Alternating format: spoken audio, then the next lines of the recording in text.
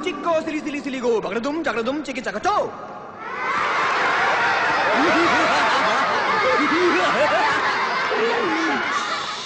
बम बम बोले मस्ती में डोले, बम बम बोले मस्ती में तू डोल रे। बम बम बोले मस्ती में डोले, बम बम बोले मस्ती में तू डोल रे।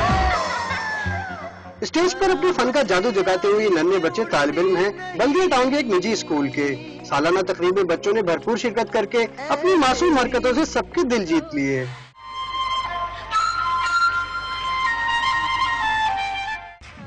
बच्चों का कहना था कि इस तकरीब का वो बेचैनी से इंतजार करते हैं ताकि खूब हल्ला गुल्ला कर सकें।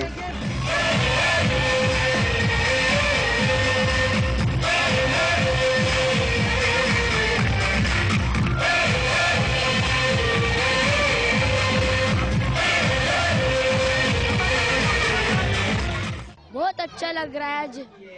ये लेडीज वेडीज ये बड़ा देख रहे खुशी के लिए, हम लोग ये नाच रहे, बड़े मजे से नाच रहे। कि हर स्कूल में ऐसे प्रोग्राम होने चाहिए ताकि हर बच्चे इस प्रोग्राम से लुत्फानंदोज हों।